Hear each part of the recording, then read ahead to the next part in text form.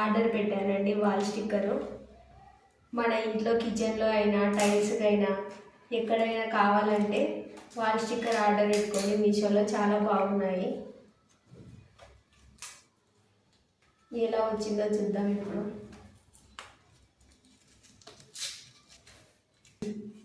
నేనైతే order white కలర్ది పెట్టానండి. అది ఎలా వచ్చిందో చూద్దాం ఇప్పుడు.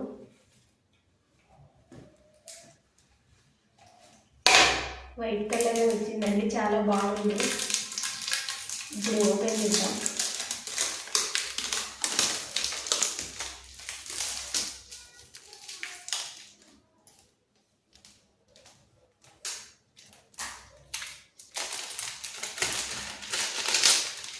ఇది 160 రూపీస్ పడిందండి. చాలా బాగుంది.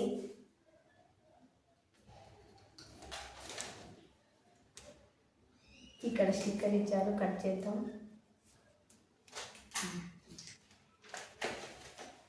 కిచెన్లో అయినా టైల్స్కి అయినా బెడ్రూమ్లో అయినా ఎక్కడైనా దీన్ని యూజ్ చేయొచ్చు. చాలా బాగుంది. బ్యాక్ సైడ్లో పేపర్ వస్తుంది. ఇలా మనం దీన్ని తీసేసి గోడకి అంటించవచ్చు. చాలా బాగుంటుంది స్టైల్గా.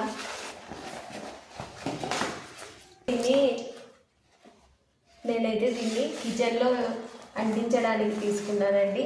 ఇప్పుడు మనం దీన్ని ఎలా అంటించాలో చూద్దాం. కిచెన్లో అండి మా కిచెన్, ఇంట్లో నేనైతే దీన్ని ఇక్కడ అప్లై చేయడానికని పెట్టాను.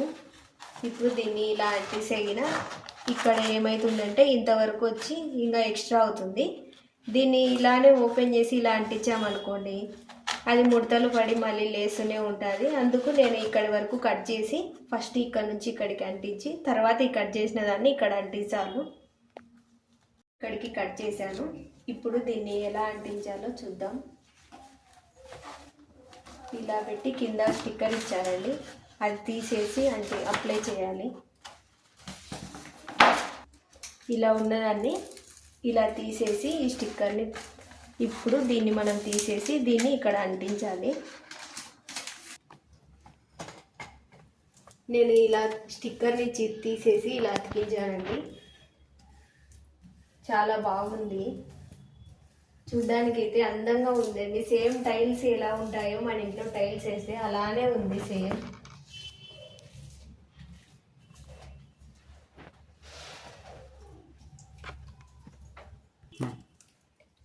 ఇదైతే కొంచెం చిన్న సైజ్ వచ్చిందండి. మీకు ఎంత కావాలో ముందే మీరు టేప్తో కొలుచుకొని దాని ప్రకారం మీరు ఆర్డర్ పెట్టుకోండి, అప్పుడు కరెక్ట్గా వస్తుంది. మేమైతే ఇది ఎంత ఉందో తెలియక ఆర్డర్ చేసాము, కానీ కొంచెం తక్కువ పడింది లాస్ట్లో.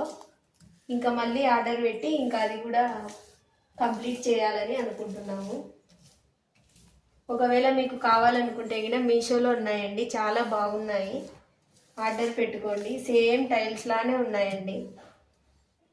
ఇలా అంటించాక చాలా బాగుందండి, నాకైతే నచ్చింది.